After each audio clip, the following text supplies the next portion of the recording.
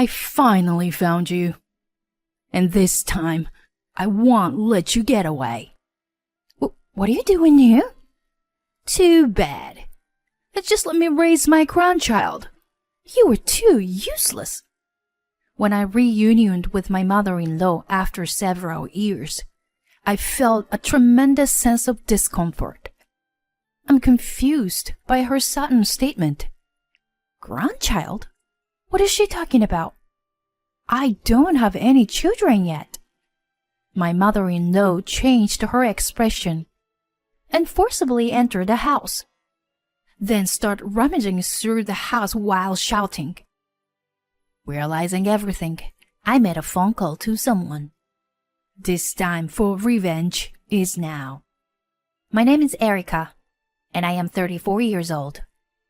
I work as a company clerk. Recently, I just got married. I met my husband George when I was 29 years old, and we got married after dating for 4 years.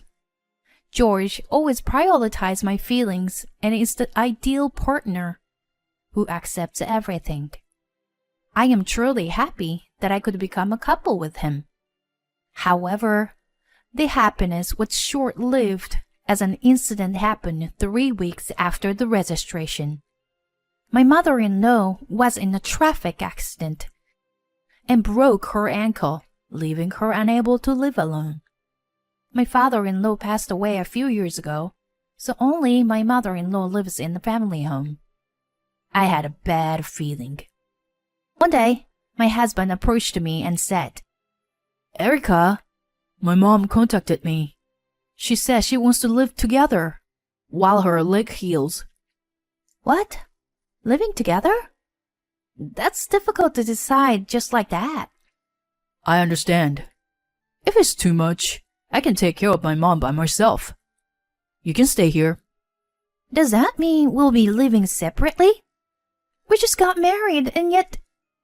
I'm sorry about that, but my mom seems to be having a hard time, and as her son, I can't just leave her alone. I understand George's feelings. Even if I were in his position, I would have thought the same thing. However, I had a reason for not being able to accept living together so easily. That's because my relationship with my mother-in-law is not good. It all started when I first met her.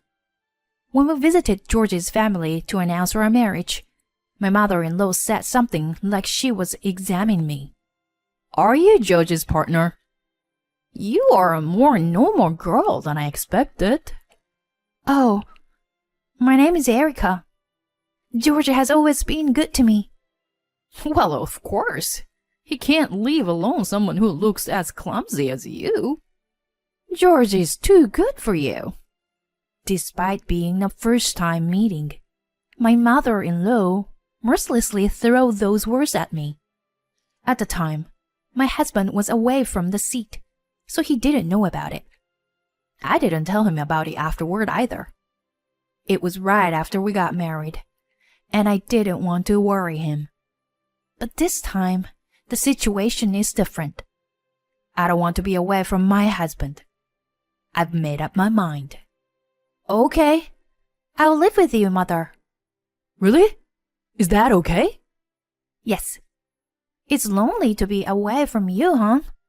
We finally got married, you know. Thank you, Erica. I'm sure my mom will be happy too. My husband's eyes sparkled with joy. Seeing that, I couldn't bring myself to tell him that I was disliked by my mother-in-law. And so, just 3 weeks after our registration, we started living with my mother-in-law. Reality was even harder than I had imagined. One day, after finishing work and coming back from shopping, my mother-in-law greeted me with a reluctant voice. And then she spoke up with an annoyed voice. Erica, what were you doing until this time? Huh? After work, I went shopping for a bit. Wasn't work until 4 o'clock. It's already 6 now. How long have you been out playing around? I had to work overtime today. Plus, I needed to buy ingredients for dinner. I showed my shopping bag to my mother-in-law, but she immediately shouted, Shut up! You should be grateful just to be able to live in this house. I was supposed to live with George alone. But you were just a nuisance. Well, I got married to George. I think it's strange to live separately so soon after getting married. I don't care about that. Besides, I never approved of your marriage in the first place. Why? Why would you say something like that? Why? It's obvious. You are the one who I hate the most. If you understand, then hurry up and get a divorce. My mother-in-law mercilessly trampled on my heart. Even though it was only the beginning of our cohabitation, my mind was getting more and more exhausted. A few months later, my mother-in-law had become quite proficient at walking, but my mental state was nearing its limit. With her newly acquired mobility, she began to interfere with me even more. Even when I was cooking, doing laundry, or cleaning, she would complain. I tried to avoid her as much as possible by locking myself in my room, but she still came in and scolded me for neglecting household chores. So much longer would this painful life continue. If I endured any longer, I would really lose my mind. Finally, I faced my true feelings and decided to confess the truth to my husband. Hey, George, there's something I need to talk to you about. Is now a good time? What's wrong? Did something happen? I've realized that I really want to live alone. Is that okay? My husband's eyes widened in surprise. Momentarily speechless, he grabbed my shoulders with a startled look on his face. What's going on, Erica? Why are you suddenly talking about living alone? The truth is, I'm being severely bullied by your mother. It's basically harassment. I've been enduring it all this time, but I've reached my limit. What is that all about? When did it start? Why didn't you tell me? Since we started living together. I didn't want to say anything bad about your mother, who is after all your mother, and someone I care about. That's why I kept quiet. Oh, Erica. My husband's eyes began to water. He pulled me close and whispered in my ears. I'm sorry, Erica. I didn't notice anything. Don't apologize. It's my fault for not discussing it with you. No, it's not. As your husband, I should have noticed. I'm sorry it got to this point. But I'll take care of this, so don't worry. Thank you, George. I'm glad we talked about it. The next day, my husband started looking for a new home right away. Of course, he didn't tell his mother that we're preparing to move out. We prepared everything in time for the move-in day. It was on the day of the move that we finally told his mother the truth. Mom, we're leaving this house. His mother's eyes widened in surprise. What? What are you talking about? My husband explained. You were bullying Erica, weren't you? What are you talking about? I would never do such a thing to Erica. Erica wouldn't lie about this. We moved in with you because we were worried about you. But you insulted Erica behind my back. That's just low. We're cutting ties with you. What are you talking about? That's nonsense. Wait, George. Goodbye, Mom. I don't think we'll ever see each other again. No, George! Hey! He vigorously shook off his mother, who was clinging to his arm. My mother-in-law wept until the end as she watched us leave. After that, peaceful days began that were beyond recognition. Originally, it should have been like this from the beginning. Spending each day with my husband is truly happy. There's no pain in my heart. Like any other couple, we occasionally have arguments, but we've always been able to overcome them because we have a mutual desire to understand each other. And a few years later, even happier things happened. My sister and her husband moved in near us. My sister is 8 months pregnant and will soon enter her final month. Not only do I feel relieved to have my sister nearby, but I am also excited to have a nephew. Because she is nearing her due date, I accompany her as much as possible when she goes shopping. One night, I had some errands to run and couldn't go with her. That night, my sister called me on the phone. Actually, something scary happened at the supermarket today. What happened? Are you okay? Yes. While I was shopping, a strange woman suddenly came up to me and said, "I finally found you. When did you get pregnant?" It was so scary.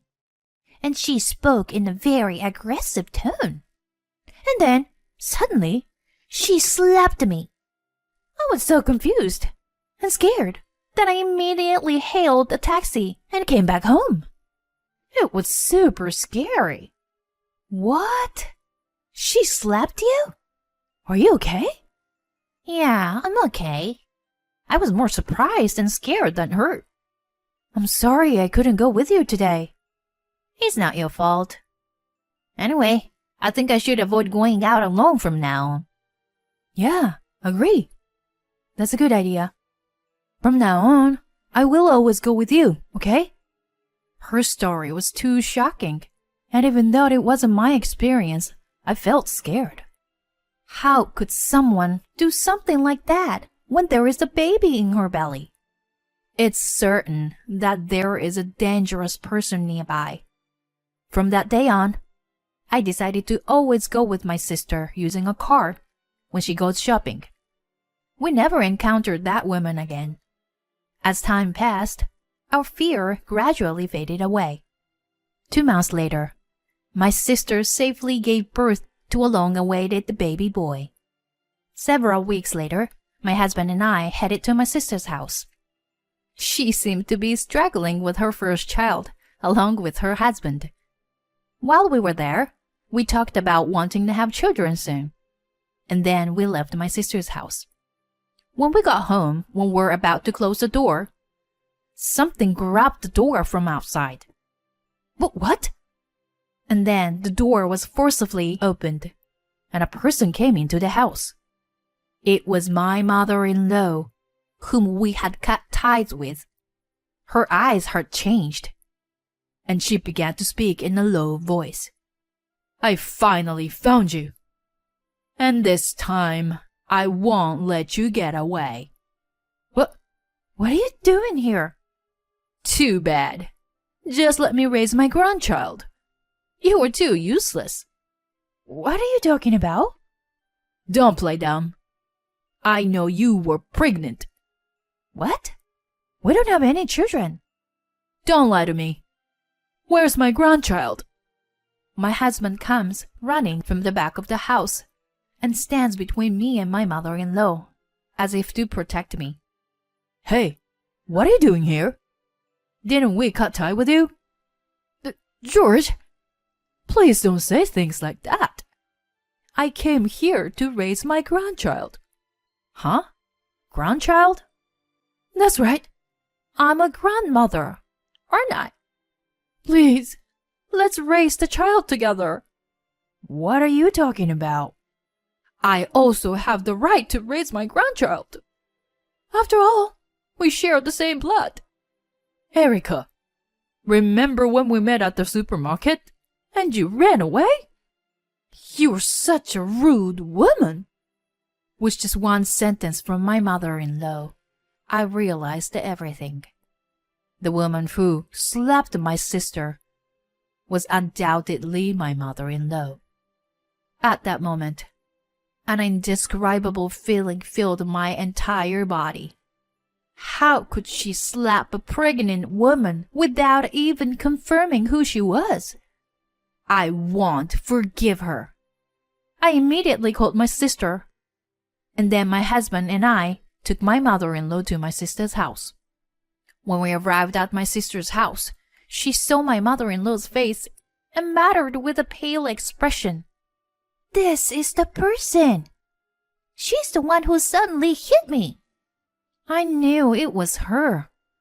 But how did you know it was her?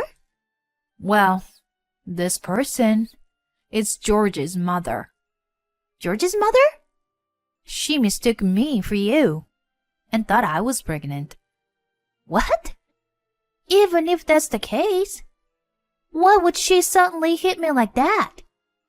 I told my sister that I had been bullied by my mother-in-law in the past, which was why I had cut off contact with her and moved without telling her where I was going.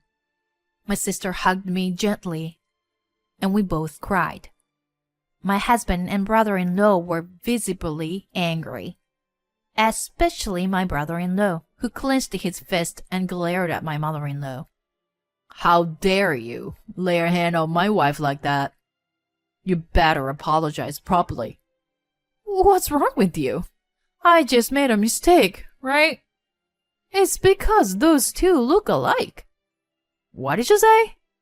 You're such a terrible person, aren't you? I was willing to forgive you if you apologized honestly. What's the matter with you? As expected of the sister's husband of that woman. You are an impudent and really hateful breed of people. I bet your work is not good either. Yes, I am just an ordinary lawyer, who's neither great nor anything special. Huh? A lawyer? I'll ask my colleague lawyer to handle this matter. You better be prepared to pay me compensation. The mother-in-law's face turned pale upon hearing his words. That's right. To tell the truth, the husband of my sister is a current skilled lawyer. The law firm he works for has a good reputation, and he is quite competent. Suddenly, the mother-in-law seemed to understand her position, and her attitude changed. Now she began to plead with me.